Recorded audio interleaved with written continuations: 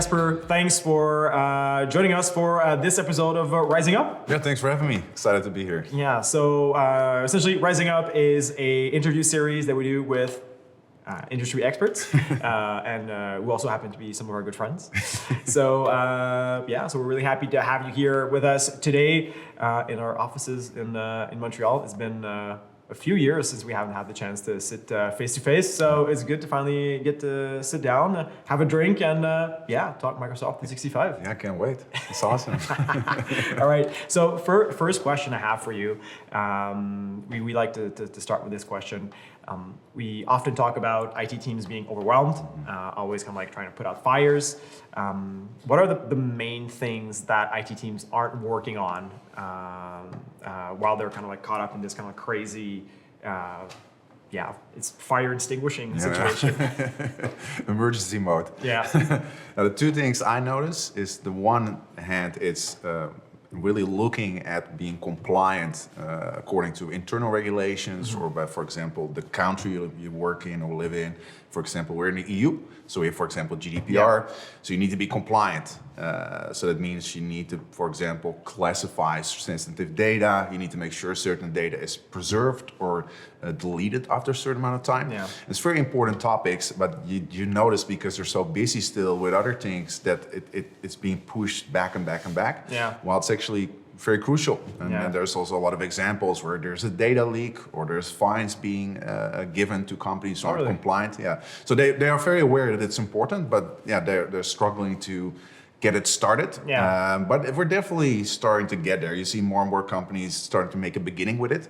And that's what we always say. You don't have to do a company-wide implementation. You can just start small. Just start with one department, maybe one business case. Yeah, get familiar with it, and after that, Exactly. it'll probably be easier. Yeah. Rinse and repeat. Yeah, exactly. Yeah. It's basically, it's not really different than implementing teams. Like you can also say, we start implementing teams for a couple of departments and then roll it out for other ones. You can do the same for compliance stuff as well.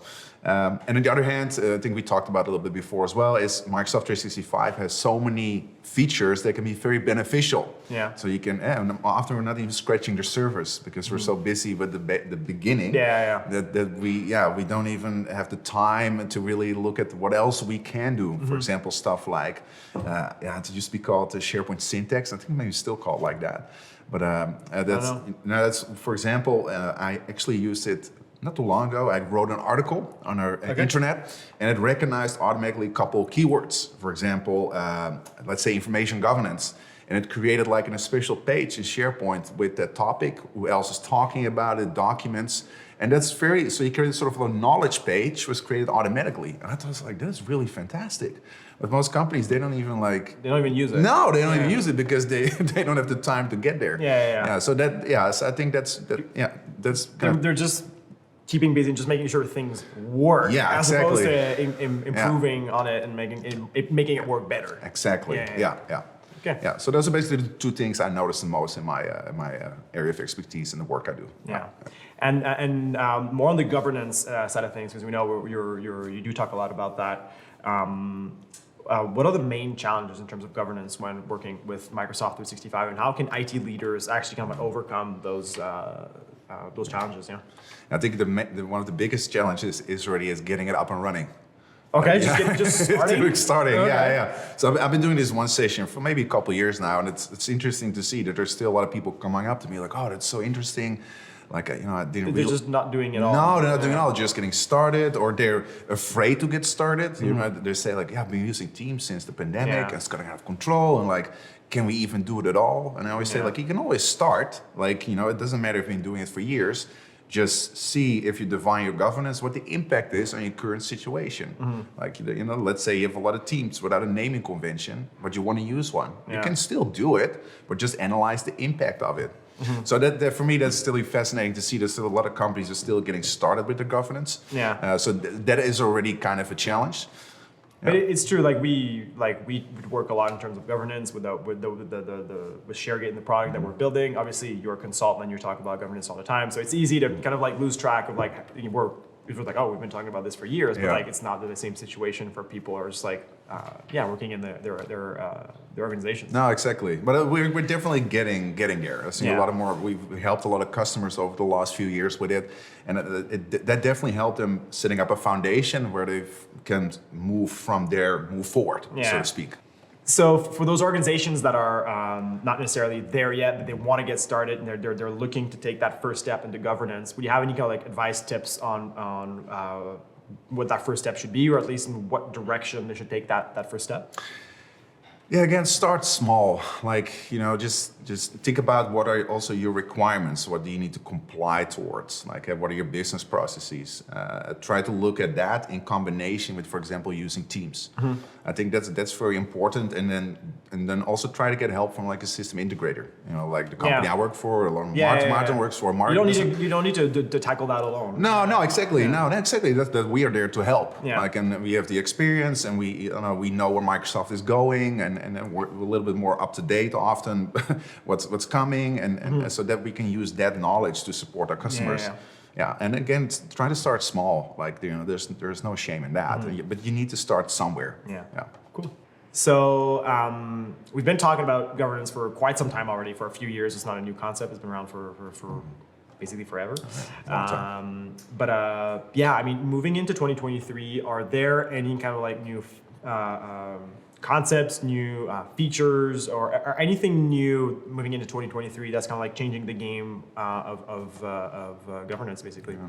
Well, it's what you see that Microsoft is very determined to keep evolving Microsoft Teams. Mm-hmm. So, for example, this year we had shared channels that, of course, had a huge impact on the way you work with teams internally and externally. So that also impacts your governance strategy.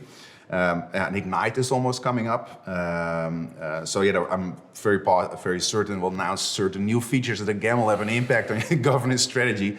So I think what's really important about governance is that you have something in place where you look forward, like what's coming, and how does it going to impact our governance strategy and our organization? So so not everything comes as a surprise. You're able to anticipate it and then easily solve it and make sure you can use certain features or don't use them.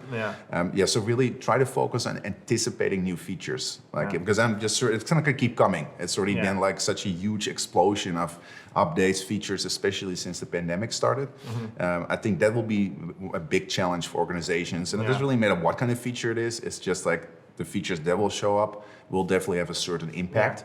So you need to be ready to anticipate it and take care of it. So basically, what you're hinting towards is that we need to sit down again after because we're gonna have new stuff to talk about. And that's also of course, and it's also because of the whole hybrid way of working. Because anyway, once they were lucky to work from home, and now we're trying to shift back a little bit, and that has an impact on how you manage your whole Microsoft 365 environment. It's very tricky to set up that kind of hybrid environment and work with new features and updates and make sure it doesn't have a negative impact on your Teams implementation, for example.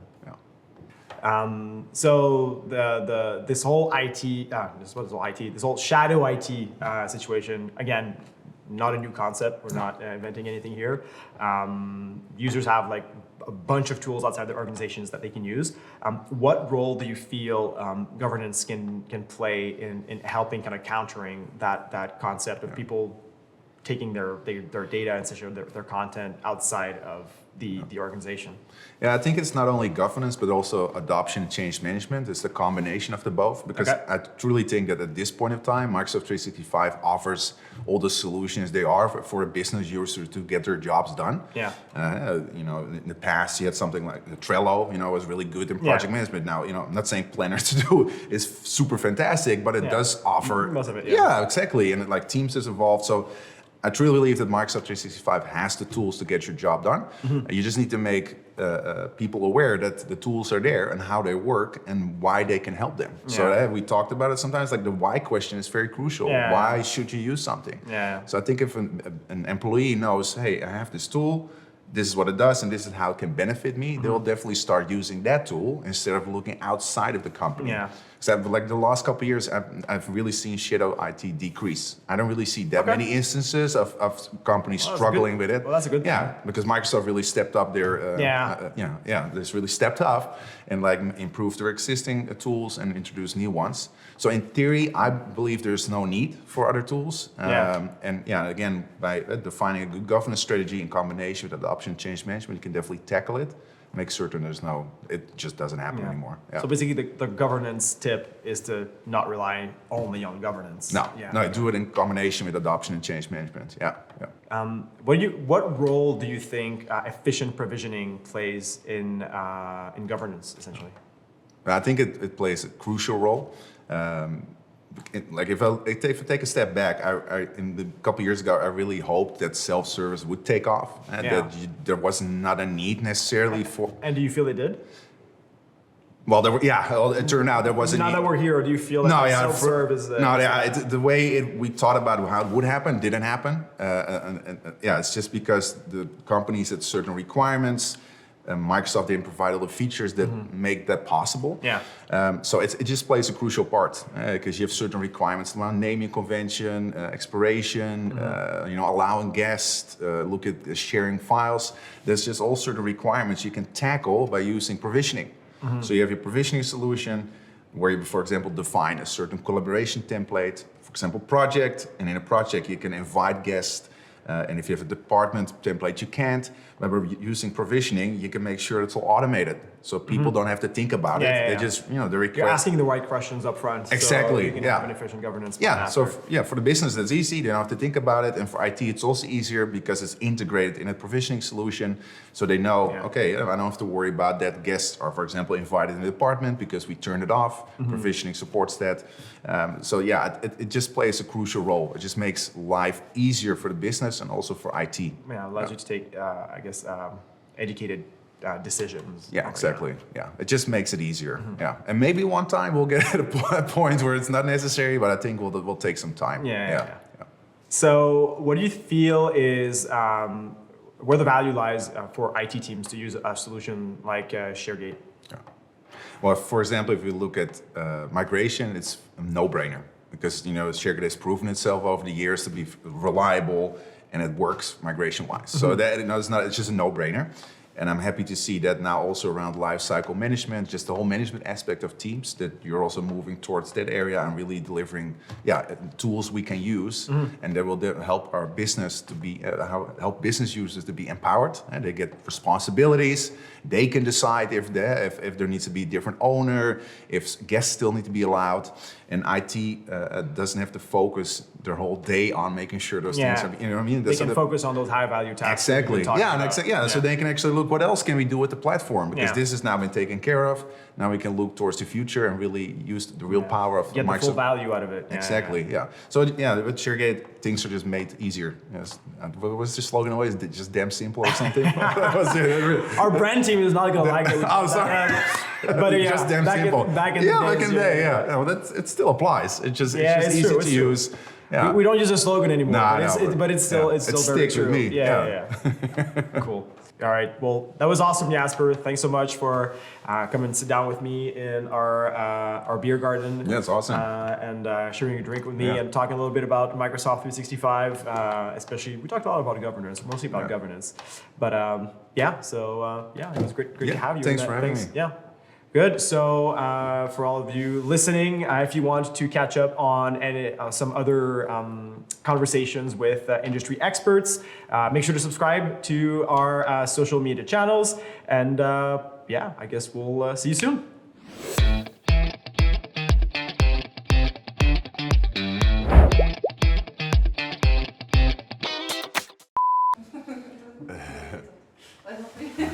It's the end of the day.